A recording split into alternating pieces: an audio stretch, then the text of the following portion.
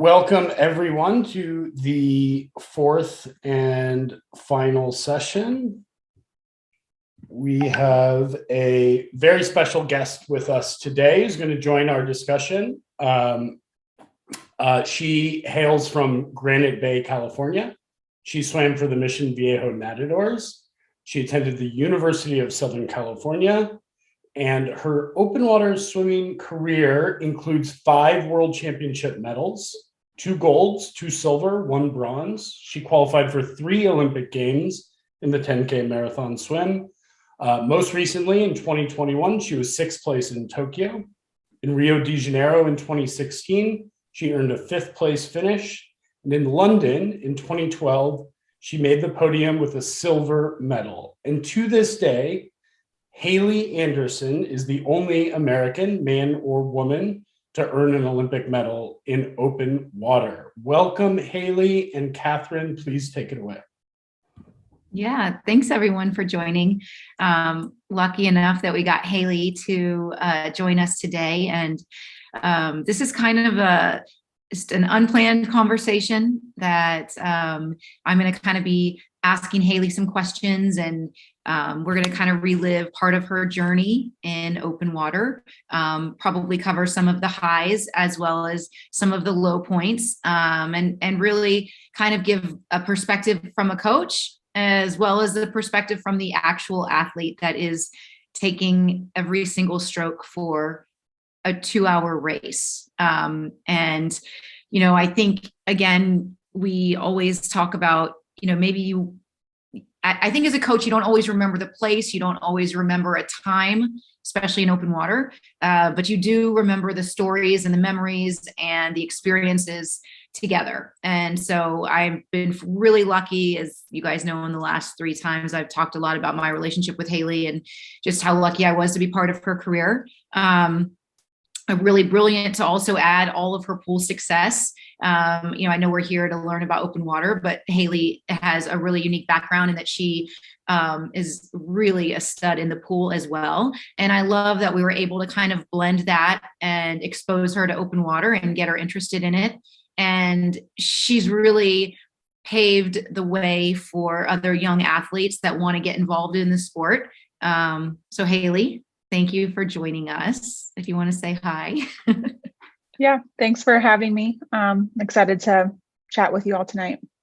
So I kind of want to start out, maybe just your background, and if you could talk about your family and just kind of how swimming was really important to you, and if you can kind of summarize maybe your age group swimming and then kind of what led you to college, and share with us your story. Yeah, so I grew up in Northern California, and my mom swam in college. So just a couple years after Title IX started, she was able to go swim for the University of Hawaii. And she also grew up swimming for Coach Rose, a very prominent coach in Northern California and then Southern California. So she grew up swimming and got my sisters and I into the sport when we were pretty young. And but we also did other sports, but swimming was always the sport we came back to. And she never pushed us to do it. So we're pretty lucky that both of our parents were didn't forcefully lead us into the sport. And I think that's why I was so successful and lasted so long. I had my club coaches in Northern California set a great foundation for training and communication and what a good relationship looks like, but with the sport and with your coaches. So I'm pretty lucky with those building blocks. And they also helped me navigate the college landscape. And so when I went off to USC, I think I had a great foundation for what it took to be an elite athlete, and also what it takes to communicate with your coaches, and just have a healthy relationship with the sport as a whole. And Haley, you have an older sister, just 1 year older than you. Can you talk about competition in the family, and maybe did you all talk about swimming at night over the dinner table, or what did that look like? Yeah, so I'm the middle child. I don't know if you guys are like buy into those things, but so my older sister's 13 months older, super type A, very competitive, perfectionist at everything. And she went off to swim for the University of Arizona and ended up making the 2012 Olympics and winning a gold medal as well in those Olympics. My younger sister swam at the University of Utah, made Olympic trials and NC2As. So it was a very competitive household, but kind of silently, like we didn't talk about how competitive we were, but it definitely was there. I basically was just trying to live up to my older sister's path and what she was kind of setting. So I feel lucky that we got the middle child at USC. So I know USC recruited Alyssa, and she ended up going to Arizona. But so, Haley came in. I remember doing a recruiting visit with her at her club team, and just felt like she was going to be a really good fit for a college team. A lot of times as a college coach, you want to make sure you're going to get an athlete that's going to buy into a different philosophy than they've had. And Haley's coach, Jeff Pearson at Sierra Marlins, had her do some swims in a lake. And, we didn't necessarily recruit her and say like, oh, we want you to come be an open water athlete. She showed up to USC, like willing to work hard, whatever event it was, 200 fly, 200 breaststroke, 400 IM. She was just like ready to work really hard. So we really valued that in her as an athlete. And then, so Haley, maybe talk a little bit about your freshman year. And I think before you showed up as a freshman was your first World Championships. Yep. Yeah, correct. So in 2009, I had made my first junior team. So I went to Junior Pan Pacs in 2009, January. And then in 2009, the summer, I made my first World Championship team in the pool in the 800 and the 1500. By that point, I hadn't really done a serious open water race. So I was still just doing pool. So I made my first World Championship team in the pool, swam the 800 and the mile. Didn't do well. Also was like 16 or 17 at the time and didn't feel like I belonged there. So definitely imposter syndrome for a little while, but it was a great confidence boost going into my freshman year in college, where most coaches know the transition from high school to college can be kind of rough, and just adjusting to life away from your parents, different schedule, different training. I don't think I lifted before college. So that was also getting used to that. And then what happened when you got to college? What made you decide to explore this crazy world of marathon swimming? Yeah, so after my freshman year, there was an open water select camp, and I remember you telling me I had the temperament to be an open water swimmer.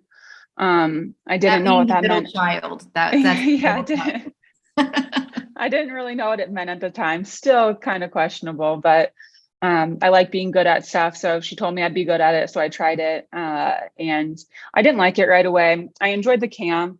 And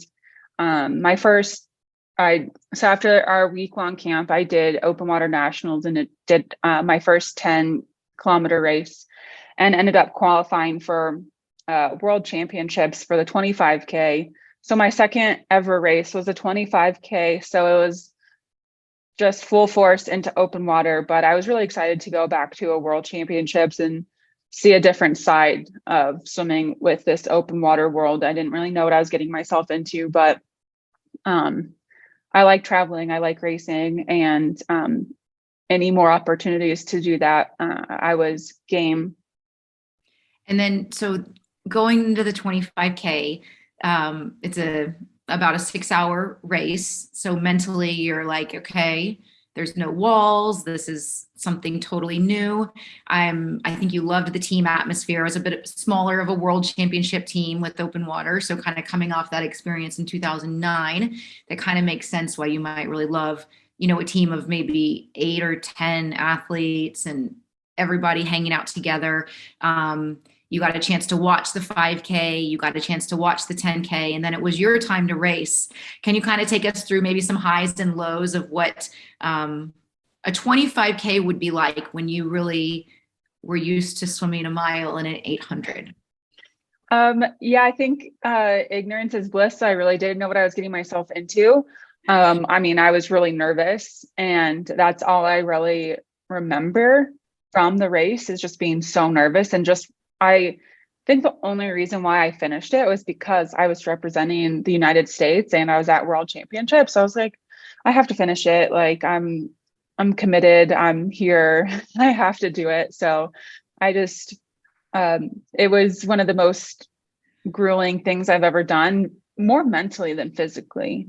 So to not, that moving forward, just knowing that I could finish something like that, I knew I had the mental strength to get through just a 2-hour practice. And then what place were you at that World Championships in the 25K? I was 4th. Okay. And I know, I think I know where this is going. It was the year of 4th places.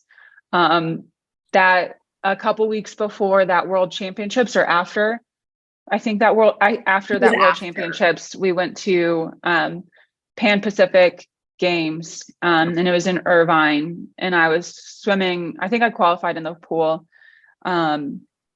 I think I had gotten 4th in the 10K there as well, and probably the mile, and then went off to NC2As and got 4th. And before that was in March. Yeah. So it was, the summer of 4th. NC2As leading in was 4th as well. So close to podium, but not quite. So that's one of the things that I always share is, like, as a coach, make sure you know what your athlete's goals are. And, kind of from my perspective, I really wanted you to be involved in open water. I thought you had a really good future. And so for me, I was like, oh, this is so encouraging. Like, I'm going to be really positive with her. I really want to highlight and reward. Like, this is amazing. You got 4th. And like Haley coming up the beach after Pan Pacs, and like, I just remember being like, you got 4th. And she's like crying, like, yeah. I just started bawling. It was a long summer. A long year. And to end it like that again, I was like, she was so happy. And I was like, no. So I thought, okay, I got to go back to the drawing board. Like, let's think, how do I keep her involved in this without putting too much pressure? And also I do believe having the balance of the pool and open water really made such a great working solution. And it just made it fun to be able to be creative, that every year was always a little bit different. I remember then going into 2011, which is really, you always qualify for the Olympic Games the year before the Olympic Games in open water. And I just remember getting a phone call from Haley in Shanghai, which is where the World Championships were. And she's like, no Americans qualified. Like, kind of, now what does this mean? And I was like, okay, this means now there's another nationals. You have to go be top 2 in the US, and then you will go to a race in Portugal, and you will have to be the top American. Again, I just kind of want you to walk us through that mindset. But really no pressure on you. Everybody knew you were a really fast pool swimmer, but if you can kind of lead us up to Portugal. I will back up real quickly and say that I do believe the 25K has been a really important event for open water. I'm sad that they're not going to have it at World Championships this year. I believe the most Olympians from the US that have even qualified have their first World Championship has been the 25K. And it allows our athletes to experience a world championship, and then they are like, I never want to swim a race that long again, so I'm going to go be really good in the 10K. But Haley, if you can kind of talk us through, leading up to Portugal where you did qualify. Yeah, I just wanted to say about that 25K too. It was 2 more spots too for us, basically to make a world championship. So I was pretty lucky to make one of those spots to then go. Yes, it was in the 25K, and yes, it was difficult, but it opened my eyes to what open water was. But yeah, so leading into Portugal, I don't really think I understood like the weight of everything. I kind of knew what was going on, but I also was just like, yeah, the Olympics still seems like such a far off thing. There's a couple steps you have to do to get there. It's not just like one race and you're done. It's nationals to Portugal, and then the Olympics. So there's a couple steps, and it always felt so far away. Then all of a sudden I was winning the race in Portugal, which I knew Catherine told me I had to win in order to go. So I didn't really have to win the race in order to go, but I took her literally. And so I ended up winning the race, and I still was just like, wait, this means I'm going to the Olympics. And yeah. I think that's a really tough spot because it's you and one other American that are at this race, and we're so used to encouraging our teammates. It's a really strange dynamic, and it's a strange coaching dynamic to know that one American athlete is going to take the next step. And I will say it's a tough way to go. I do think like from that point on, we kind of said like, let's have our goal be to get 2 Americans qualified as early as we can. So we don't have to come back to this spot where it's, one and the best one. And, I kind of remember at that training camp, Bryce telling me, who was with the US team, he said, Catherine Haley just continues to get beat on every single 50. Like she's not winning anything. And I do remember Haley, I feel like every time we were leading up to something that was really big, we kind of always had a little chit chat, and like whether it was walking around the pool in Portugal or walking around the lake in Slovenia in 2015 or in 2019, kind of sitting on the top of the hotel, kind of just always having just a one-on-one chat about like, me saying like, what do you think you can do here? And really that was me kind of putting it in Haley's court and saying like, what do you need from me? Because as a coach, we're coaches, we want to pave the way for our athletes, but we're not the ones with the mind going for 2 hours while they're swimming. And so, what do you think you did mentally that kind of sets you apart from other Americans and maybe all your competition? Yeah, I think that's like a great mindset too, of like, I think coaches want to do a lot for their swimmers. There's like some saying, it's like you can lead a horse to water, but you can't get it to drink. And so you definitely paved the way and made things possible. But your athlete really has to want to do it. And if I was struggling with confidence, it was kind of working backwards and figuring out like, okay, what do we need to do today in order for me to be confident in my race coming up? Like, yeah. So, okay. So we're going to fast forward a little bit. So we go to London, you're on the podium, surreal. Like I still get goosebumps thinking about it. You still have another year of college. I think this was another story that I kind of shared. I remember going through your senior spring, and I believe you might have won the mile at NCAAs or you won the 500. And this is the time college swimmers are really enjoying their senior year. They're like graduation parties, and anyone that went to USC probably knows this bar, the 9-0. And I don't believe Haley was a very big partier, but I remember thinking Open Water Nationals was like May 12th. And I think she and I were like, we saw the date and it's like, oh, this is the same weekend as graduation. Are you kidding? This means she's going to miss graduation, all these things. And I remember feeling like in April that I wanted to push, but I knew that I couldn't because she's never going to get this time back. She's never going to get to be, a college roommate and be able to celebrate her graduation. And so, she doesn't qualify in the 10K. I want to say you got 6th or 8th. And, the whole time the media is, oh, this is Haley Anderson defending a 10K. And, she comes back 2 days later and wins the 5K. So Haley, can you kind of talk us through mentally, maybe that setback And then what made you feel like I have to win this 5K?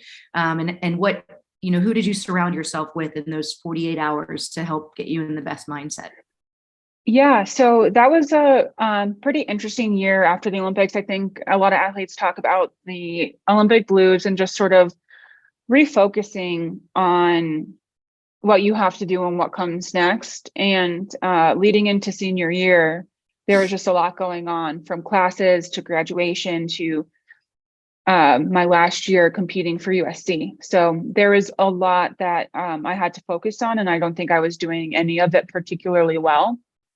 And yeah, the day of nationals was graduation. So I didn't get a walk in graduation because I was swimming a 10K, and then I didn't do well in it either. So it was just like the cherry on top of like, okay, I'm planning on swimming after college, and this is like basically my first race like professionally, and I don't even do well.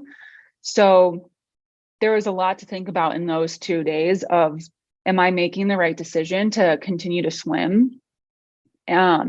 Or should I follow all my teammates who are graduating and moving on? And their mindset was like, they were done with swimming and they were excited to see it, to say goodbye to it. But I wasn't ready yet, but I didn't swim as well as I thought I could. And so it really shook me. And since it was graduation weekend in LA as well, the race was in Southern California, all my family was there. And so it was also like, okay, everyone saw me swim bad, like that's cool. But they also were there to support me and really just lifted me up in those 2 days and were just surrounding me. And so I really felt like I could be my best in the 5K, and I was. And so I went on to win the 5K at Worlds that summer as well. So it was a very up and down year. And so it was just sort of after that, figuring out how to study everything out and be as consistent as possible. I didn't want all those ups and downs. And I can even tell you, I remember before they selected the 2013 World Championship team, I had already been asked to be the head coach. And so I remember being like, oh my gosh, Haley's hasn't qualified to be on the team yet. And I'm the head coach. And I just remember when she won the gold medal in Barcelona in the 5K, everybody was just like, I just so happy for Haley, and just knowing that she had worked really hard to get there. And she had some jets on to be really, really good. And I think you're right. I remember you had pressure of like different sponsors and am I professional? Am I not? Like now all of a sudden you're swimming for something different. So when you're swimming in college or your club team, you're representing your club. Maybe if you can touch on what is the difference of racing and knowing like the cap you put on is an arena cap versus a USC cap, or, how are you balancing your sponsors? Yeah, that first professional race, like I said, it went terribly. And because then you start thinking about like, oh, this is how I'm going to support myself. Like it's no longer just swimming. It becomes all these other things on top of it. Like, this is my profession. This is how I'm making money. This is X, Y, and Z. And so swimming was always something really big, but at the end of the day, it was just swimming. I had other things, but when it became everything, that's when it became more daunting. And so, yeah, it was that mindset. I luckily had it kicked me in the butt pretty early of like, okay, this is what you need to figure out mentally. And yeah, it happened that first race. So I was able to deal with it. I mean, it's still daunting. It never gets easier. I mean, because you're racing at these huge competitions. And so there's always something you're going to be dealt. And it's just, how do I put myself in the best position? And kind of like learn how to block out all the noise. And that's one thing that I also think that I always say this, that you're really good about just being in the moment in training. You don't usually let a bad practice like creep into the rest of the week. I said very rarely do I feel like you ever got in a huge hole. And, I think that being surrounded by, at USC, we had a pro team Trojan swim club, having Dave there, having John there, knowing that you had other people that also did this professionally, not in open water, but you were surrounded by some pretty really unique, great athletes that kind of helped solidify like this is who I am, and if you had a rough day or navigating social media or endorsements, I feel like you had some people to turn to. Yeah, luckily I did have some really great people that knew what it was like and that I could ask questions. We all had different journeys and different paths, and being a professional athlete, even though it's a pretty small world, it looked different for all of us. And yeah, Catherine, like you said it really well. Like I felt like I didn't take swimming home with me. Especially the negative stuff. I took the positives home with me, of course. I ate that stuff up, but I never took a negative practice home with me. I have a really terrible memory, so I was able to forget all the bad practices and the details, but I was able to remember the sort of feelings of a good practice, if that makes sense. So I'm kind of going off like what I wanted to cover, but so can you kind of talk about maybe a 2-hour race? How does your mind stay positive? Do you go to a negative place and does it swirl there? And how do you get yourself out of it? Like, can you kind of talk us through maybe, a really great race where you remember, like what was one of your favorite 10Ks, and then maybe talk about one of your worst races that you've ever had and kind of what went through your mind? Yeah, so honestly, I don't think it's possible to be 100% positive during any length of race. I mean, I can't really speak to the 50, but especially for a 2-hour race, you have a lot of thinking, a lot going on. And so I don't think it's possible to be positive the whole time. But with that being said, I think it's really important to weather the negative emotions, to take it in, be like, okay, yes, like my shoulders are kind of hurting a little bit, but that's okay. We'll get through it. In 5 minutes, you'll probably forget about it and think about something else. And so for a 2-hour race, it's really important to, I always say open water is kind of like a roller coaster ride. Lots of really high highs and low lows, and you kind of have to weather it and just remain calm through the highs and the lows, because you don't want to get too excited at any point in time, because that takes away from your energy. And the open water is all about conserving energy, and that emotional energy also plays a huge role in your physical energy. So don't get too excited and don't get too sad. One of the last races in 2019 at World Championships, when I got second, I don't think I ever felt like great. So I just remember being very consistent the whole time, never feeling too great, never feeling too bad.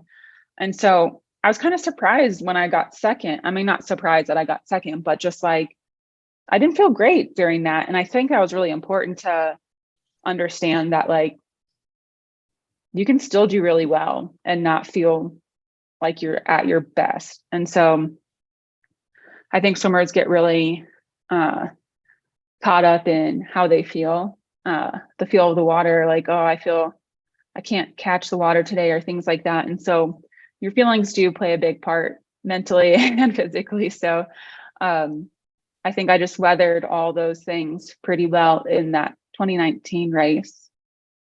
And I mean, there's plenty of races where I didn't do well or didn't do how I wanted. And I think when you let your emotions get away from you, I think that's where some of those bad races came in, is when I'd get too frustrated over things and beat myself up over decisions that I made instead of being confident in what I was doing.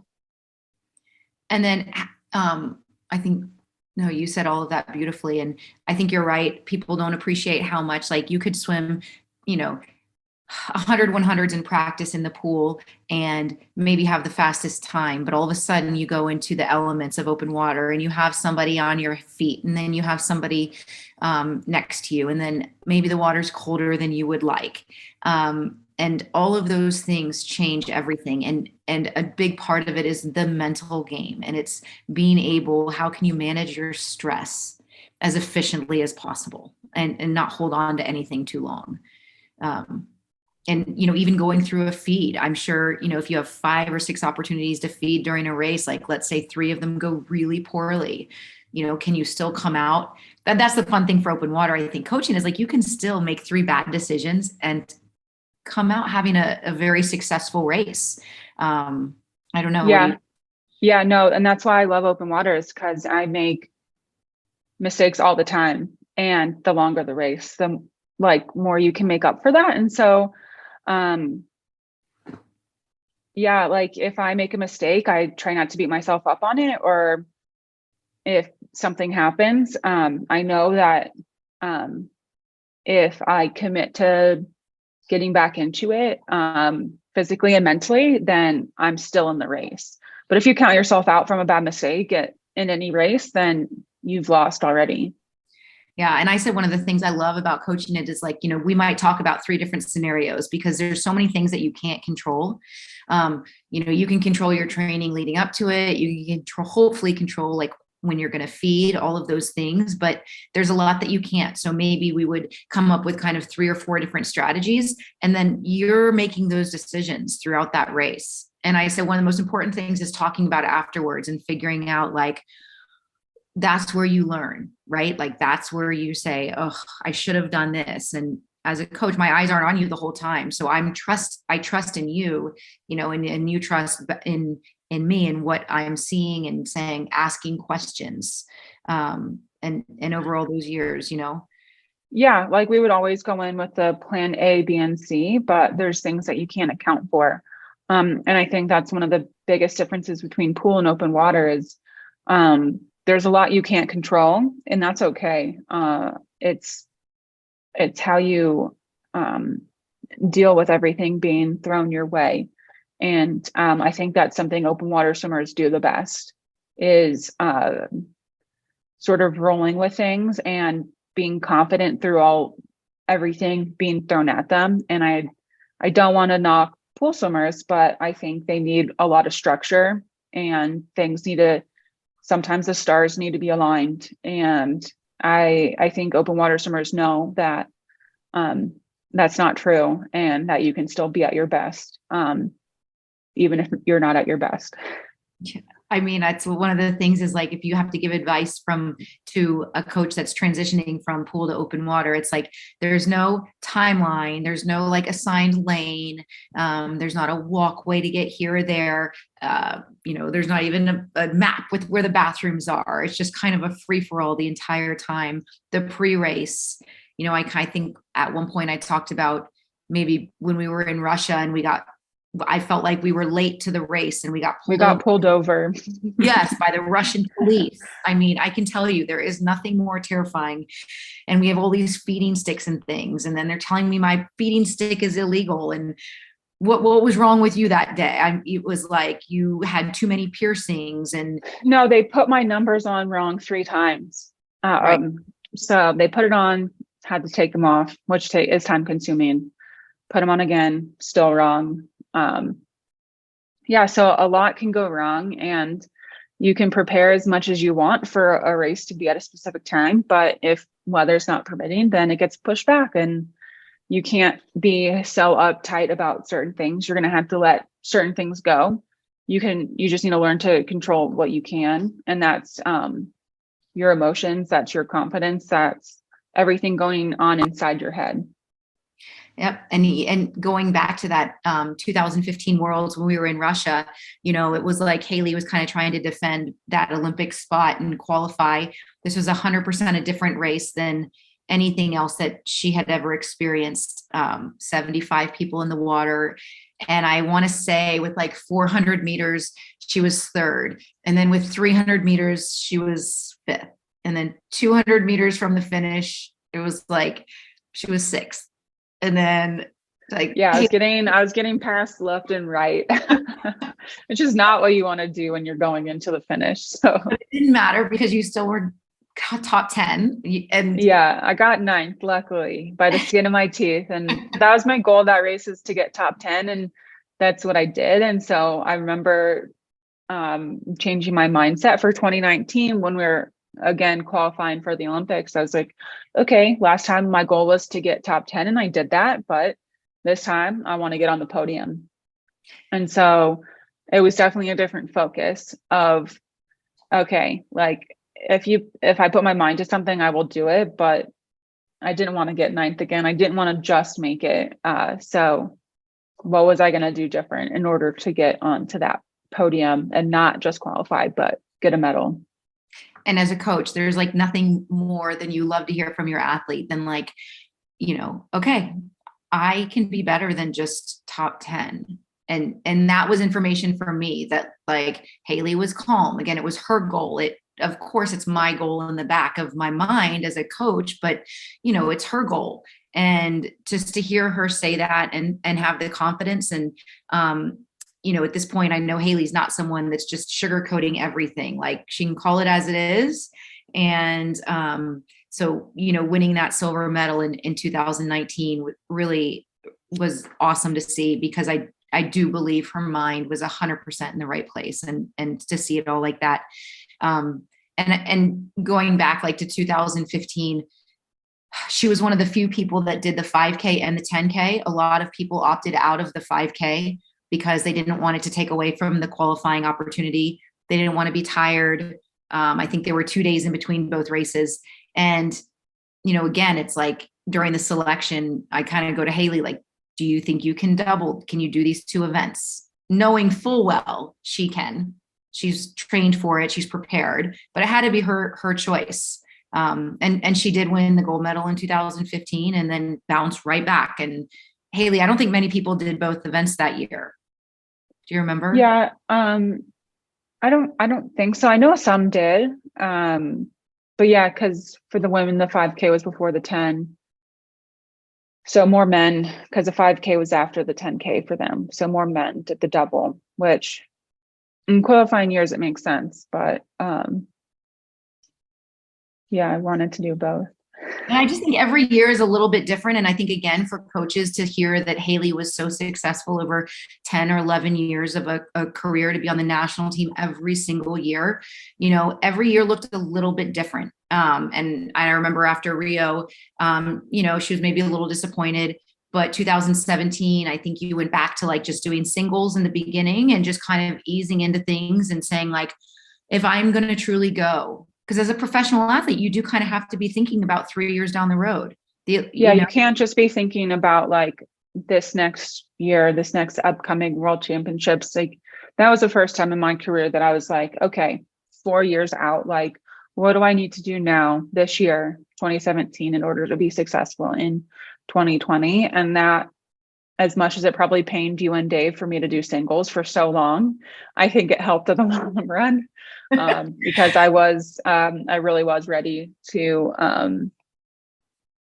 commit again. And I think I even took some time off. I think I took a good chunk of time off. I had never at that point taken more than like a week or two off in the summer. And I think I took like at least like 6 weeks off. I was going to say, I'm not sure I saw maybe 2 months. October or November. So yeah.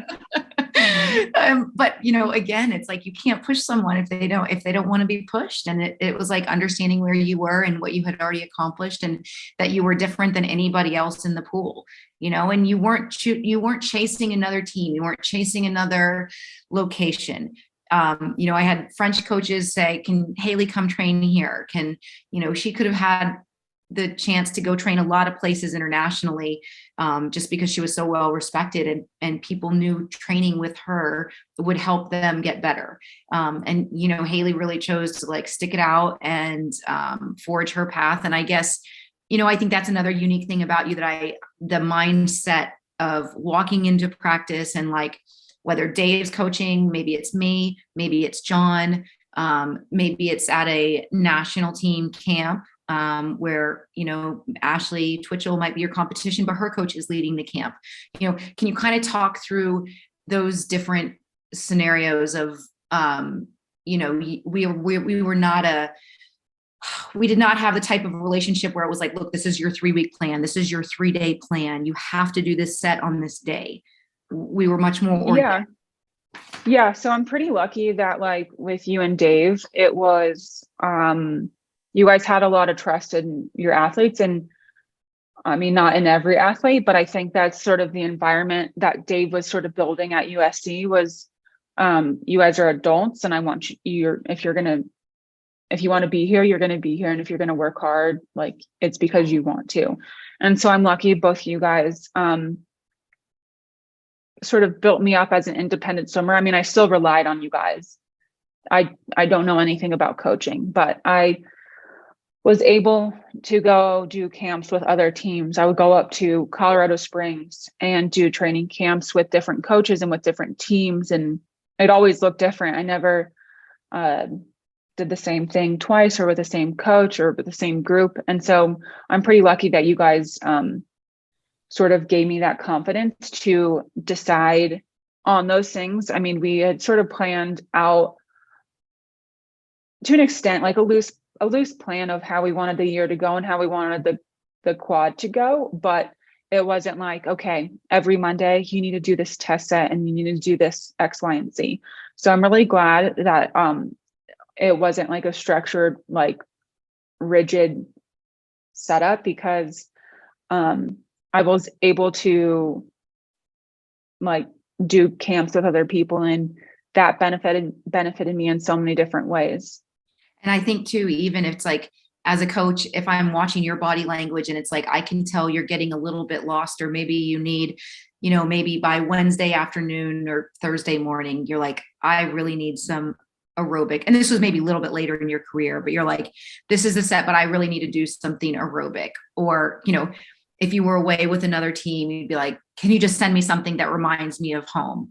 All you needed was like that one little bit, you know? And I had included on the PowerPoint last week, kind of like the outline for when you were in Hungary in 2017 and I wasn't there, but just sort of how I'd kind of written out some main sets and maybe do this, maybe go open water here, you know.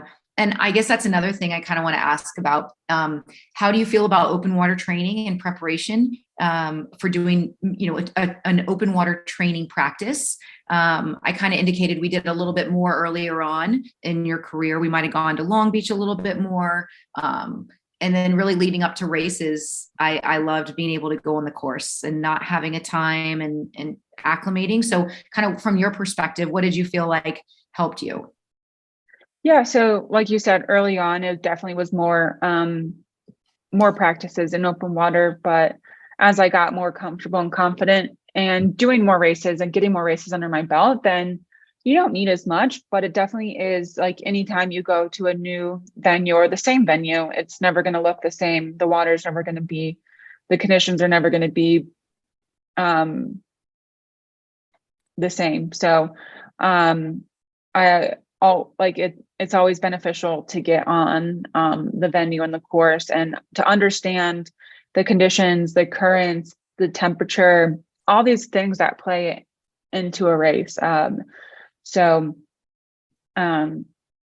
as the years went on, I didn't need to do as many open water practices during the year, but I always appreciated getting on the course. Or even if we were like, we had a long flight and we didn't have access to the pool, like we're pretty lucky and we could go for a quick dip in the beach and shake out a long flight if we didn't have access to a pool. Yeah. And I always felt like if you had maybe 2 to 3 really good practices or 2 to 3 bad practices at a training camp, it's like, okay, we're going to mix things up and maybe we're going to go separate. Like maybe I hear that the rest of the team is going to go to the pool on an afternoon, and it's like, well, maybe this is an afternoon Haley gets off, or, get a massage and let's go to the open water course and just stretch it out. I think it can just be a good mental break as well. And then, and I think that's another thing too, is like, how did you prepare mentally for knowing that a race was going to be cold and then knowing that a race was going to be warm? Because I kind of talked about how we've been to 6 different continents, like all currents, flat, like that. Remember the water in Hungary is like, you can't, it's like a weird. Yeah. Like there's, I mean, you can prepare as much as you want and you're always going to have your favorite. Like I would love a nice ideal, like, actually, I don't even know what an ideal temperature is, like 80 degrees. That's nice, right? Like warm and flat. Yeah. Neutral and calm, but you're never going to get that. So just buying in and being as mentally prepared for what you're about to put yourself through. If it's a cold race, do some cold water training ahead of time, but also just don't freak out those first few minutes when it's really cold.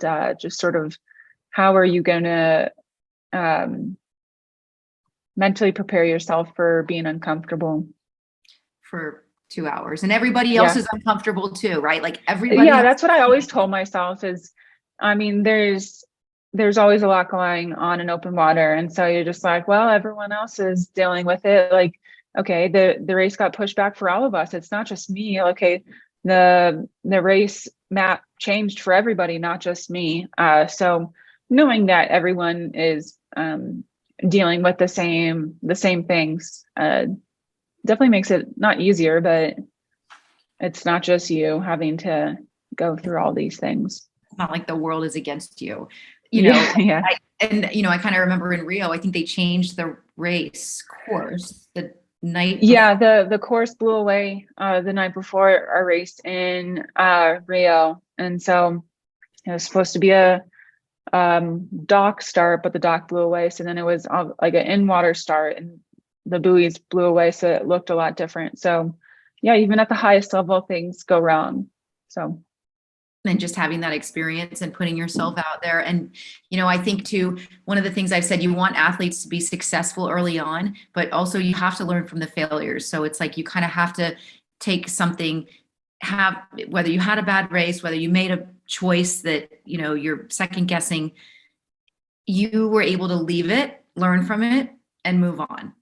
And as long as you can do that, and then find the joy. I think that's the other thing, is I always said, like, I really just want to find purpose in what we're doing and be passionate about it. And, I even think towards the end of the times we were traveling, like we would laugh more about some of the travel problems and, just where we were in the world, and just kind of enjoy those moments, rather than getting worked up about like this set of 50s or 100s isn't as fast as you want.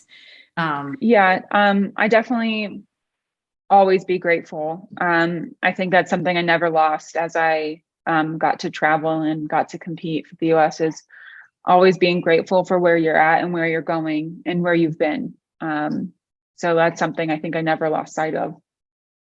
For sure.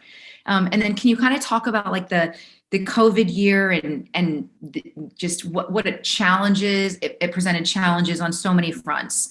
And just, how was your mindset able to prepare you for, the unthinkable, and I remember where you were, so I want to hear your little stories about this. Yeah. So it's kind of like I said, open water, everyone's sort of dealing with it. And so this is the same thing, just on a global level, is everyone was going through the same thing. The world was shut down for everybody. And at the time, swimming seemed so like the world of sports, like it's interesting that it seems like a world that can't be touched sometimes. And so when the whole world shut down, you're just like, oh, wow, like sports actually stopped. Like no one's actually doing anything. And so I knew everyone was kind of going through the same thing. And I definitely learned a lot. I grew mentally, and our basically our post-grad group at USC got shut down. So I didn't have anywhere to train either. And it hasn't been brought back. So it was not only, okay, I can't train, but I can't go back to where I was training before. Where am I going to train now? What group am I going to be with? What coach do I want to be with? And so there was a lot that I had to sift through and figure out in those few months. I took some time off and then went to go train in my friend's backyard pool for a couple months. And in that time, I was reaching out to different coaches and just talking with people and trying to figure out where the best fit would be for me and where am I going to be successful in my last year competing. And I ended up moving down to not too far from where I was. I moved down to Orange County. So LA to Orange County is not far, but it was honestly my first time living on my own too. So it was definitely weird. Obviously COVID is very isolating. And then I was living on my own an hour away from my friends, which doesn't seem far, but it felt far enough and isolating when you're really in the grind of training. So I definitely was struggling a lot,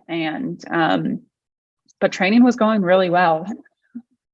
And you were doing some Mark Schubert practices, which is like, some of the most insane practices I've ever done before. Yeah.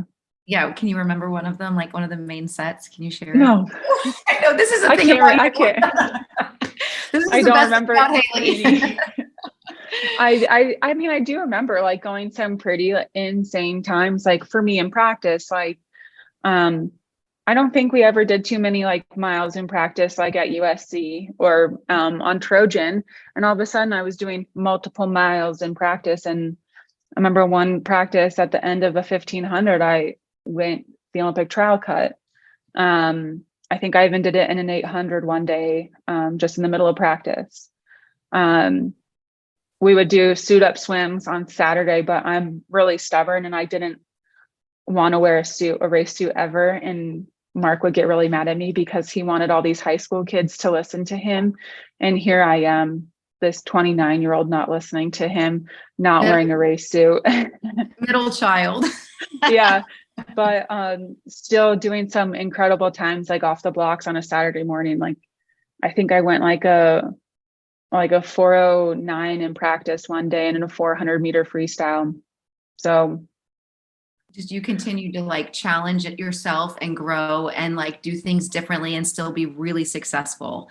And it wasn't just about an environment that you needed. It was like Haley's going to shine wherever she is. Yeah. And that's what that year taught me was like, okay, I was comfortable at USC. I was there for 11 years and I really had my community there and I was comfortable and I loved you and I loved Dave and John at the beginning. And then that last year, I really put myself out there and got really uncomfortable, like very, very uncomfortable and did some things that I never thought I could do. And yeah.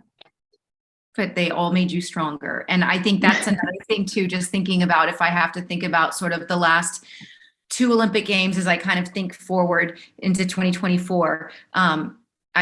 I know the media can be very helpful. I think it can also hurt at times. And I know I felt like in 2016, there was a lot of negative media around the water quality in Rio. And I felt like it did our athletes a disservice. The same way I felt like in Tokyo, it was hot and there was so much media surrounding all of that. And so, it's one of those things that they don't really teach you when you're a professional athlete. They don't teach you as a coach, like what are the things that are important?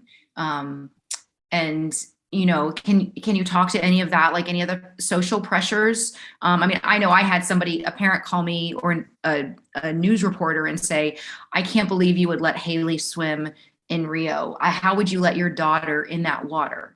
And it just was really uncomfortable conversations. And so I don't know. Can you talk about that? Yeah. Yeah, you really have to learn how to deal with all the outside noise going on, whether it's media to people doubting you or yourself. There's just a lot going on, a lot of noise. And surrounding the Olympics, there's always going to be that added level. And I had people tell me I needed to boycott Rio for the water quality. And it was just interesting having people tell you what they think you should do. And so it's how do you handle what people tell you with grace, and how do you say thank you for your opinion, but I'm gonna do what I'm gonna do. And so it's interesting to sort of have to shut everything out. Yeah. And I know I've learned so much from you, and you have been like so persuasive in my career and just monumental in how I approach things. And so I am forever grateful for you, and all the people that were put in my life. And so I think we've done a nice job kind of covering all your successes, the highs, the lows, just all the lessons. Like, again, I just think it comes down to not the places, but just the moments and the people. And I think we're happy to take any questions, Quinn, if you feel like I don't even know if maybe there are no questions because we talk so much. Well, I was going to suggest that people turn on their camera, and if you have a question, type it in, and I can call on people. And while folks do that, I can lead us off with a first question, which is, Catherine, you did such a phenomenal job over the course of these 4 weeks, kind of covering, your transition from a pool coach to an open water coach, and what that looked like, and the challenges, and the really the benefits for you from a coaching perspective. So my question for Haley is, as coming from a pool background, what did you enjoy most about being an open water swimmer? So I enjoyed the different teams, the smaller groups that I was a part of. So my first world championships in 2009 was a typical pool team of, I don't know, 60 athletes, 50, 60 athletes, right? I don't know how many people are on a pool team anymore. It's been a while. So 50 down to 10. And so you really get to know the people you're with. And at the same time, I also loved being like that sort of crazy one at the end of the pool that was always doing something ridiculous and no one else wanted to do. And so that was another level to open water of 10Ks. Not everyone can do. And I liked being able to do them and do them well. And I think too, the other thing is like just all the travel, like we, as the open water team, we got to go see all these beautiful places when we traveled the world. And the pool team went from like the hotel on a bus to the pool and then back. And we got to have so many great experiences. Like I, even in Hawaii for our training camp before Tokyo, like we got to swim with dolphins and like left the pool and all the structure behind and go hang out at the beach. And I know I always valued that time getting to know the athletes away from, the pressure of a set and a warm up and how do you feel about where you are. And that was always really enjoyable.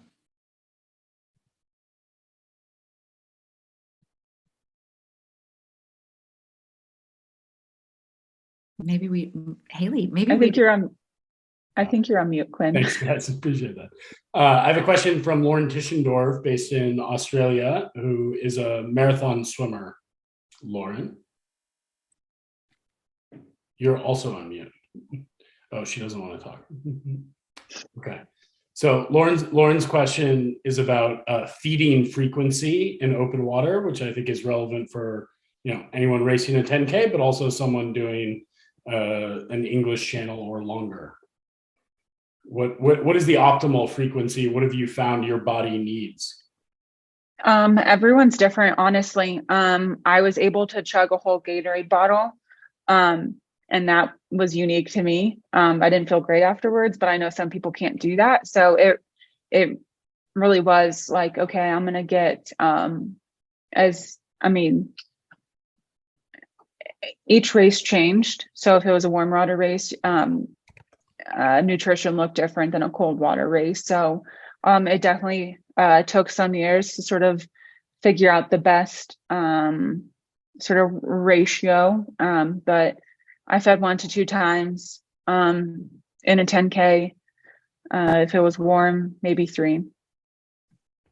How quickly can you chug a full bottle?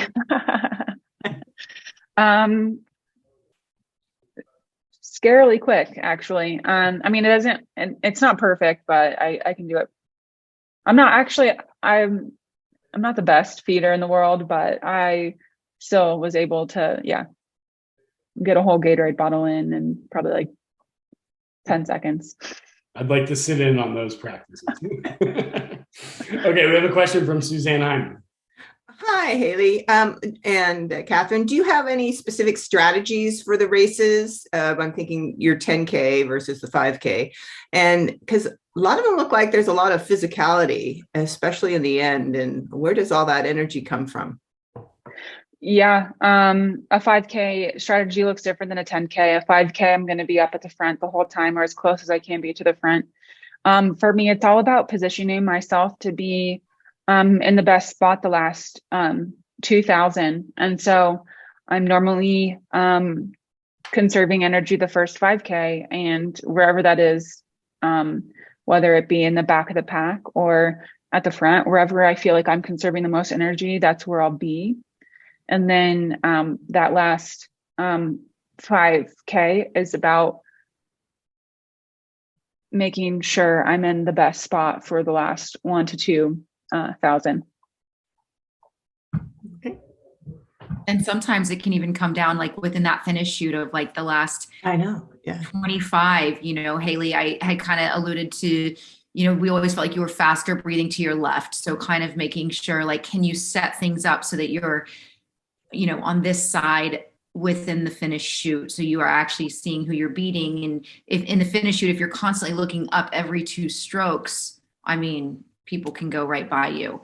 And I do believe Haley has been pulled underwater. She's been pulled back. And, Haley, I don't know if you want to touch on that and kind of how you deal with that. Yeah, it's always frustrating when things like that happen. It happened to me the last couple 100 meters of the race in Tokyo. I got pushed under the water and swam over. But she said sorry afterwards. So and so it's always frustrating when things like that happen. But I try not to let it affect me. I try to do the best I can. I tried to catch back up and do what I could, but it's never a good feeling, but it happens. And I think even in American races, like it's even happened at our US nationals. And it's like, Haley's that person that gets out of the water and she goes to talk to that athlete and say like, look, this is allowed in an international race. This is not allowed because, Haley's someone that wants to leave a great legacy and she's willing to teach and explain and kind of leave that emotion out of it once you're done. There's no going back. So I know that other coaches valued that. And how often do you lift your head to sight, thinking more, is there a difference between a 5 and a 10K, or do you lift your head to sight? Yeah, you do. If the course, it depends on how visible the course is and where you're at in the pack. I probably every like 10 to 15 strokes, I'd say. You do? Okay. Maybe 20, depending if I was confident in the person in front of me. If I was like, okay, I think you're leading us in the right direction, then I won't look at all. I have a question about strength training. Haley, what does that look like in training for a 10K, frequency, load, etc.? I was in a gym probably 3 days a week, 2 lift days and 1 sort of like circuit, sort of heart rate circuit. But it definitely looked different. The workouts kind of got longer over time, but more because I was doing like prehab stuff along with my lifts. And I was lucky enough to work with a great strength coach who understood sort of what my daily aches and pains were and my weaknesses. And so she built that into my strength program to work on some of those things, along with the things that we needed to be a endurance swimmer. And so I was never lifting very heavy. I'm doing CrossFit now, and I'm embarrassing myself every day of like, okay, I can't lift very heavy. But yeah, definitely lighter weight, but more repetitions. Great. And I always felt like you were really strong out of the water. Like your best years, you were always really fit out of the water. Like I think I remember you jogging in 2012. We would kind of run together sometimes. I think I ran twice a year. So And then, I think yeah. the other thing too that is important is like, Haley at 29 was a really different athlete than Haley at 19. And the recovery piece and understanding that her body has a lot more aches and pains. Now for me, I wake up and like my back is sore. I'm like, oh my gosh, or my shoulder hurts. I'm like, oh. Now these athletes, they really do, over time, they get injuries and you have to